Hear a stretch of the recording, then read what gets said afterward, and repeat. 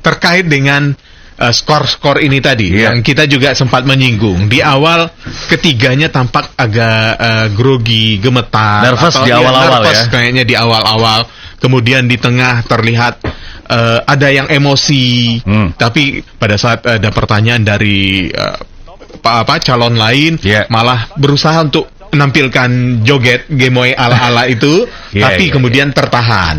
Sebenarnya dari sisi psikologis apa sih yang menjadi yang bisa kita sorot dari penampilan para capres yang berdebat tadi malam? Kita coba soroti penampilan para capres dalam debat semalam dari aspek psikologis sekarang. Betul. Nah, kita sudah tersambung bersama dengan pendengar setia Trijaya yang juga seorang psikolog, yaitu Reza Indragiri Amril. Bang Reza, selamat pagi. Assalamualaikum. Waalaikumsalam warahmatullahi wabarakatuh. Jarang-jarang ya, biasanya kita ngomongin kriminal ya Bang Reza ya. Tapi bolehlah dari sisi psikologi nih kita nilai. Dari sisi psikologi seperti apa Bang Reza melihat penampilan? Kalau tadi saya menggambarkan penampilan di awalnya Anies yang nggak biasanya tampil kalau berpidato itu bagus, tapi tadi malam di pidato yang awal di opening statementnya agak terlihat tangannya gemetar. Prabowo agak ragu-ragu, seolah-olah ragu memilih narasi. Kemudian Ganjar juga agak terlihat kaku dalam penyampaian. Kalau Bang Reza sendiri dari sisi psikologis menilainya seperti apa? Oke, walau bagaimanapun saya sarjana psikologi ya, jadi saya tetap harus mencoba meyakinkan pendengar Trijaya ada basis keilmuan psikologi yang bisa diterapkan dalam diskusi ini. Kalau saya terus terang menilai 3 orang hebat ini dengan memakai 3 tolak ukur pula nih, masih ke Mas Fadli.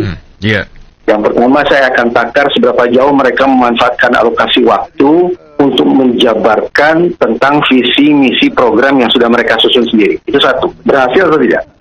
Yang kedua, sejauh apa dalam waktu yang tersedia mereka berusaha meyakinkan kita semua bahwa mereka masing-masing layak untuk disukai. Jadi poin pertama itu bicara tentang kognisi, berpikir. Poin kedua bicara tentang afeksi. Seberapa jauh mereka layak untuk jadi orang yang disukai. Poin yang nomor 3, secara overall, secara keseluruhan. Pada akhirnya, mana gerangan calon yang pembawaannya paling meyakinkan kita bahwa mereka layak menjadi pemimpin dalam iklim yang demokrasi. Nah, 3 itu yang sebetulnya di malam saya coba takar sedemikian rupa, kemudian saya terapkan kepada masing-masing kandidat. Dari hasil penilaiannya? Nah, hasil kita harus gunakan masing-masing tolak ukur untuk menilai masing-masing paslon kan? Beda tadi kalau Mas Dike dengan Mas Fadli kan membuat penilaian total, kalau saya tetap harus satu persatu agar kemudian juga ada mudah-mudahan nilai konstruktif yang bisa diambil oleh masing-masing tim ses calon tersebut sekiranya ada tim ses yang menyimak. Jadi kita mulai dari tolak ukur yang pertama. Seberapa jauh masing-masing calon mampu memanfaatkan alokasi waktu untuk menjabarkan visi misi program mereka. Apa yang terjadi pada Anies?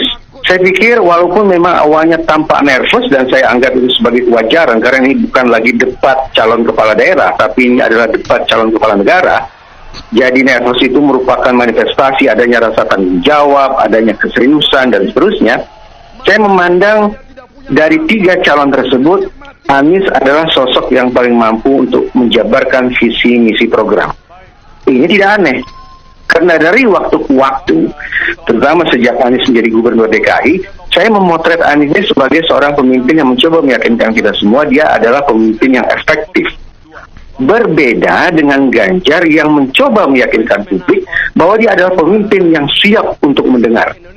Jadi kalau kita bandingkan Prabowo, Anies, dan Ganjar dalam konteks siapa yang paling mampu memanfaatkan waktu untuk menjabarkan visi misi program, saya harus tempatkan Anies berada pada peringkat yang pertama. Peringkat 2-nya Ganjar, peringkat 3-nya adalah Prabowo Subianto. Kenapa?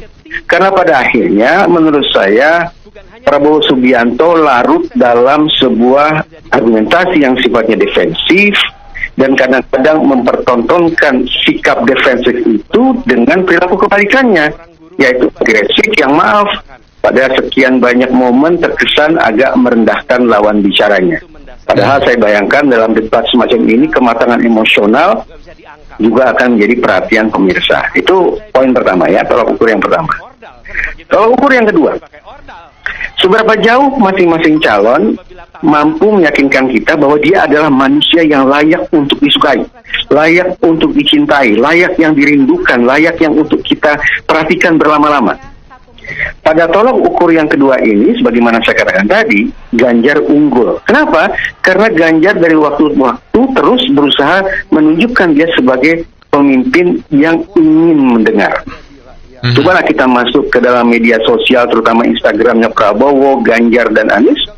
Itu akan terlihat bagaimana potret demi potret, narasi demi narasi yang Ganjar tampilkan adalah saya datang ke sana, saya berbincang dengan si Anu dan seterusnya, bahwa dialah pemimpin yang siap untuk mendengar. Dalam tolok ukur yang kedua ini, Ganjar berada di peringkat teratas, disusul oleh Anies, dan baru yang ketiga adalah Prabowo Subianto. Ya. Maaf, jangan keliru ya, saya harus masuk catatan kecil dulu. Ya. Saya ini tahun 2014, tahun 2019 sebetulnya adalah pendukung Prabowo Subianto.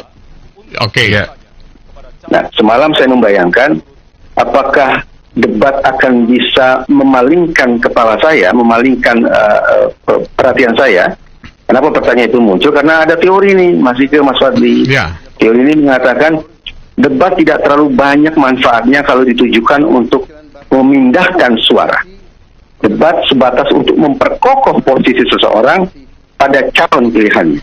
Tapi harus saya katakan teori itu tampaknya tidak berlaku pada saya semalam.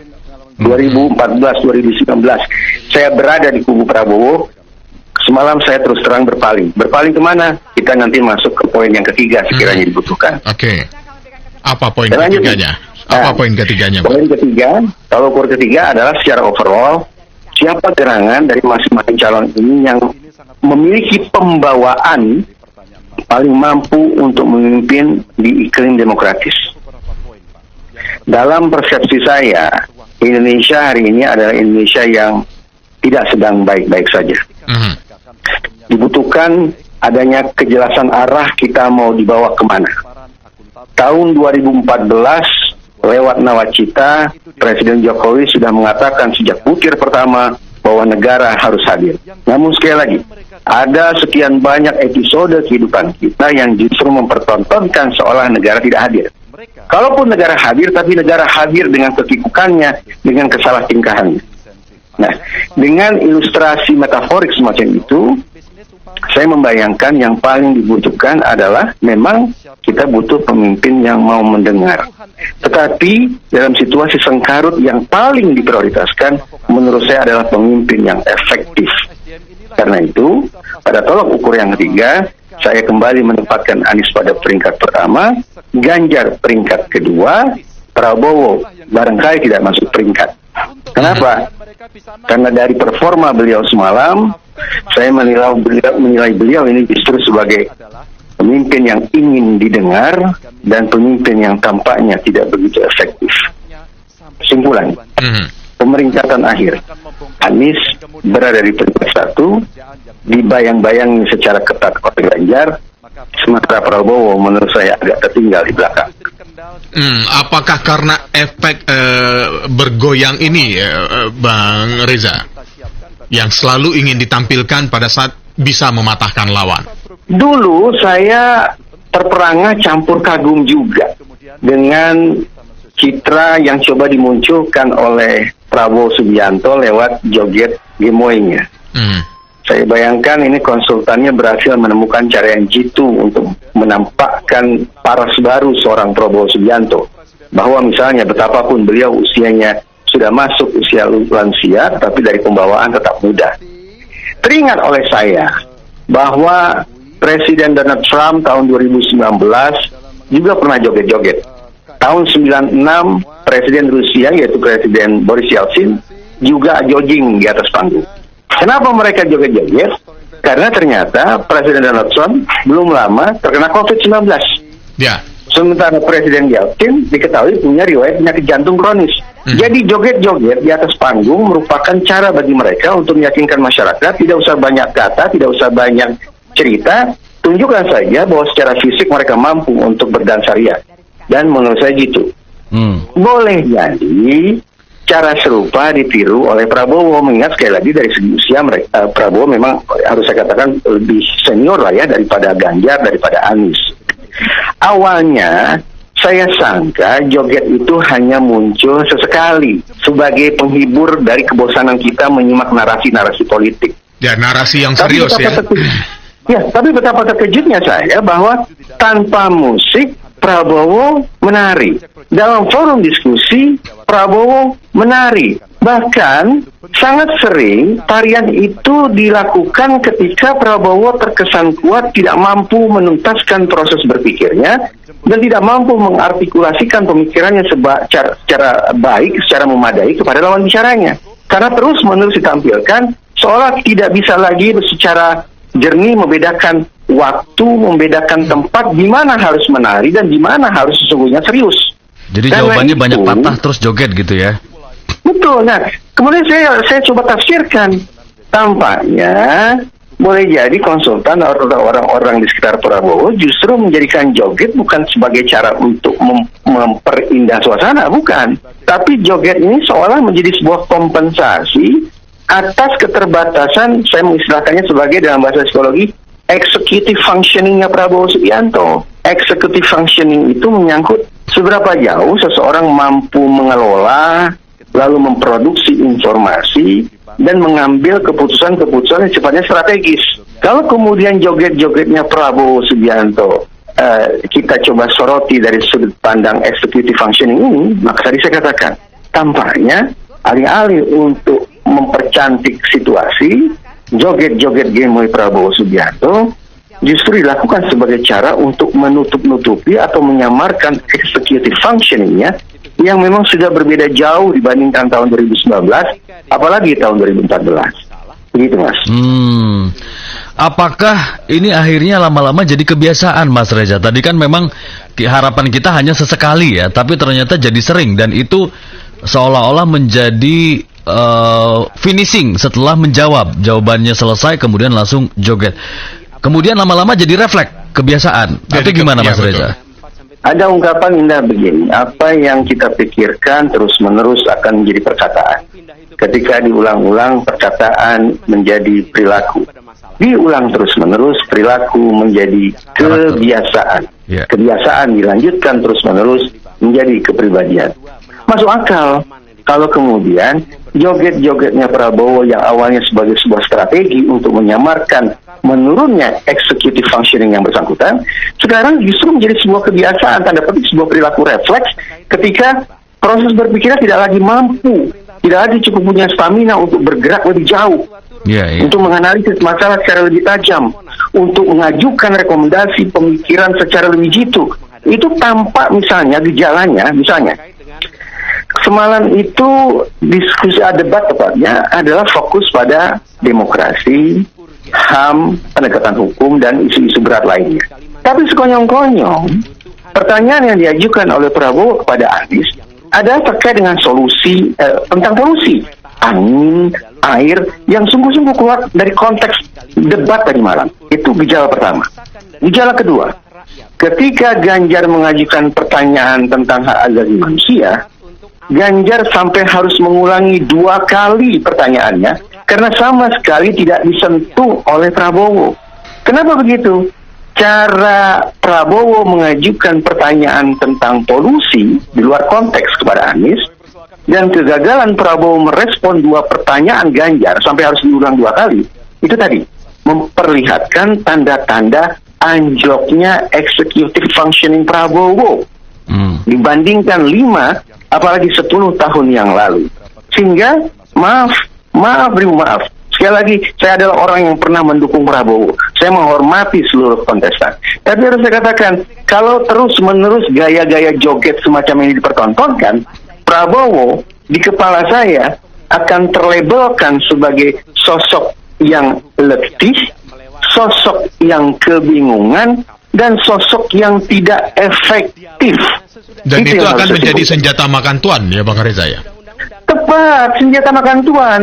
Yang awalnya arahan konsultan mungkin bahwa dengan joget Gemoy ini akan menarik perhatian publik, Tapi sekarang saya paling tidak mulai garuk-garuk kepala. Kenapa begini terus? Sementara dari sisi perkataan, dari sisi pikiran tidak tuntas dan terus-menerus mengambang.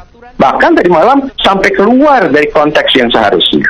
Senjata makan tuan, saya pikir merupakan kiasan yang tepat yang mudah-mudahan menjadi pembelajaran bagi konsultan atau teman-teman dekat Pak Prabowo untuk menampilkan jagoan mereka secara lebih baik lagi. Oke, baik. Ini juga bukan merupakan cywar kepada dua rivalnya yang berdiri satu panggung pada saat itu. Mas, kita tidak bicara tentang pemilihan ketua OSIS, ketua RT. Ganjar kelasnya sudah beda ya? Di dunia politik. Dia sudah dilantik sebagai petugas partai dari sebuah partai besar yang kita hormati.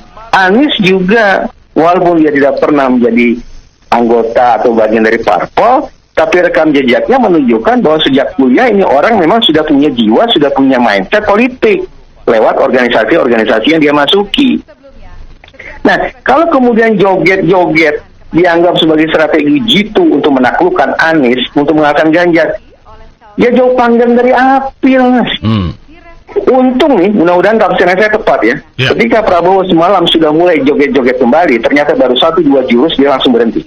Bayangkan kalau dia joget-joget di panggung debat KPU, siaran langsung disaksikan oleh seluruh Indonesia bahkan seluruh dunia, dia joget-joget dalam waktu yang lama seperti di panggung-panggung yang lain tanpa ada musik yang mengalun. Saya pikir, maaf, letih, kebingungan dan tidak efektif adalah potret Prabowo yang harus dikoreksi habis-habisan oleh teman-teman dekat atau konsultannya. Atau tim pemenangannya ya. Baik, kalau gitu. Kita akan lihat apakah ini akan menjadi bahan evaluasi ya bagi Pak Prabowo dalam debat-debat selanjutnya, karena masih ada 2 kesempatan lagi untuk debat. Berarti supaya konstruktif saya kasih saran juga kan ya? Ya, silakan Bang. Dari 3 tolak ukur tadi, maka agenda pembenahan Anies ke depan adalah bagaimana berkomunikasi dengan audiens yang jauh di luar gedung KPU. Bahwa dia adalah pemimpin yang tidak hanya efektif, tapi juga mau mendengar. Lebih banyak mendengar. Itu satu, untuk Anies. Untuk Ganjar sebaliknya. Ganjar sudah menyodorkan dirinya sebagai prototipe pemimpin yang mau mendengar, tapi dia juga harus bisa membuktikan efektivitasnya sebagai pemimpin. Mengingat Jawa Tengah pernah tercatat sebagai provinsi termiskin. Ada sekian banyak problem-problem, misalnya masalah wadas, kendeng dan segala macam yang membuat kita punya alasan untuk bertanya, ini orang mendengar rakyat, tapi efektivitasnya bagaimana? Itu yang harus dibenahi, yang mudah-mudahan bisa dipertontonkan oleh Ganjar pada debat sesi kedua. Sementara pada Prabowo Subianto, 3 tolak ukur tadi saya kemas ulang menjadi rekomendasi. Pertontonkan Anda sebagai pemimpin yang mau mendengar, yakinkan publik bahwa Anda adalah pemimpin yang mampu menjelaskan visi, misi, dan program yang sudah Anda susun sendiri. Setelah pada akhirnya, yakinkan masyarakat bahwa kita akan merasa aman, merasa nyaman, merasa tentram, terhindar dari ketakutan ketika dipimpin oleh seorang presiden bernama Prabowo Subianto. Oke, baik kalau begitu. Mas Reza, terima kasih banyak analisanya di Trija pagi hari ini. Terima kasih, Mas. Assalamualaikum. Sehat selalu Mas Reza. Waalaikumsalam warahmatullahi wabarakatuh. Selamat pagi. Ya, pendengar Trijaya, tadi kita berbincang dengan psikolog ya, Reza Indragiri Amril.